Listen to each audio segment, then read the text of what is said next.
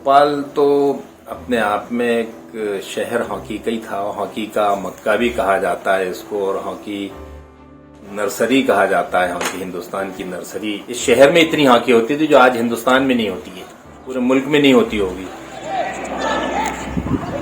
इस मैदान पे एजवाक पे खेलना खिलाड़ियों के लिए बड़ा शर्फ की बात होती थी, बहुत शर्फ की बात होती थी। इतना मुकाबला कि भाई एजवाक पे खेलना है, वो एजवाक को मेंटेन किया जाता था।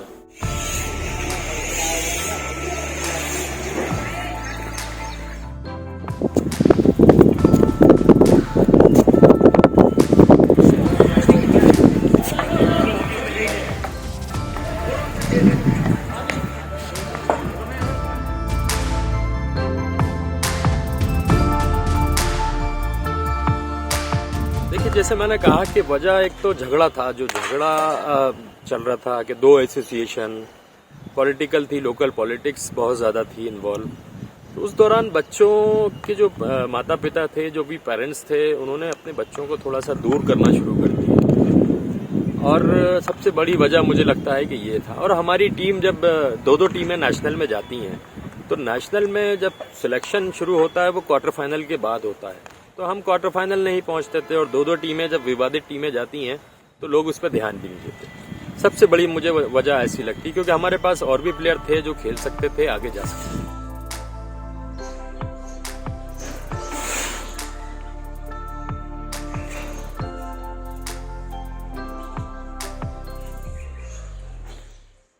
नर्सरी कहा जाता है हॉकी हिंदुस्तान की नर्सरी। यहाँ लगभग मेरे जब बचपन में मैं जब हॉकी मैंने यानी यहाँ बच्चा कोई खेलता था, कुछ तो हॉकी खेलता जानता था कि हॉकी खेली जाएगी, और कोई खेल दूसरा जानता भी नहीं था, क्योंकि यहाँ के नवाबों का शौक था और यहाँ के उन्होंने खेल को बड़ा इनकरेज किया इस खेल को। और यहाँ लगभग 65 क्लब होते थे जब मेरे बचपन में। उसमें देखने वाले भी खड़े होते थे। वो बच्चे ने किसी ने भी कुछ अच्छा काम किया तो उसको 2 का नोट, किसी ने 5 का नोट, इस तरीके का इनकरेज बच्चों को करते थे। जब खेल के कहीं से आ रहे हैं, वो देख लिया अरे बच्चा आ रहा है, इसने आज अच्छा खेला है, दूध पी के जाना, कहीं दूध कोई होटल मिल गई तो दूध पिलाए। ये जो सम्मान था लोगों का, और जो शहर में एक रिकग्नाइज थे कि आप खेल रहे हैं तो एक अच्छे शहरी हैं, आपको लोग जानते हैं। भोपाल की ये भी बता दूं आपको इस बात में कि अगर हम लोग नेशनल चैंपियनशिप खेलने जाते थे, भोपाल की नेशनल टीम आ गई और एयरलाइंस की टीम आ गई, मोहन बगान की टीम आ गई, वहां पर बंगाल की टीम आ गई, तो हर जगह से भोपाल के प्लेयर दिखते थे। यानी हर जगह से भोपाल के खिलाड़ी आते थे। बंगाल से भी भोपाल के प्लेयर खेल रहे हैं, क्योंकि वहां कई लीग खेलने जाते थे। इंडियन एयरलाइंस की टीम में 8-10 लोग होते थे, और भोपाल की अपनी टीम 20 लोगों की कोच है।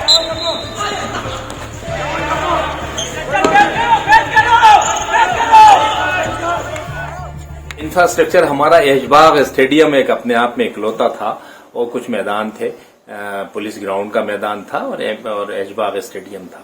ऐशबाग तो ये मान लीजिए कि खिलाड़ियों के लिए, क्योंकि ग्रास का मैदान था, वो ग्रास होती थी, बाकी तो मिट्टी के मैदान थे यहाँ भोपाल में। लेकिन इस मैदान पे ऐशबाग पे खेलना खिलाड़ियों के लिए बड़ा शर्फ की बात होती थी, बहुत शर्फ की बात होती थी। इतना मुकाबला कि भाई ऐशबाग पे खेलना है, वो ऐशबाग को मेंटेन किया जाता था। इसके बाद क्या 80s तक ये माहौल चल पाया। इसके बाद में फिर ये दौर चला, कुछ टीमें हमारी हारी और कंट्री की टीम बहुत ऐसा नहीं कर पाई, और डिपार्टमेंटों ने भी थोड़ा थोड़ा नौकरी हाथ खींचना शुरू किया। बाद में एसोसिएशन है, यहाँ भोपाल में 2 एसोसिएशन बन गई, पॉलिटिशियन बीच में एसोसिएशनों में दाखिल हो गए। 84 के नेशनल में दिल्ली में 2 टीमें चली गई। एक टीम जो खेली, वो जहां नेशनल की टीम हमारी क्वार्टर फाइनल और मुकाबले में जो भी टीमें आती थी बहुत उससे डरते थे भोपाल की टीम से, कई बार फाइनल भी खेली है। वो उसने कोई कितने गोल खाए, हम लोगों को तो शर्म भी आती थी कि भाई क्या हुआ ये। तो क्या हुआ कि ये पॉलिटिशियंस ने जब बीच में एसोसिएशनों में घुस गए, तो इसने भी नुकसान हमको, हॉकी को, भोपाल को पहुंचाया। धीरे धीरे ये क्लब इनकरेज नहीं हुए, क्लब धीरे धीरे खत्म होने लगे, मैदान थोड़े से इंकरेजमेंट होने लगा उनके ऊपर।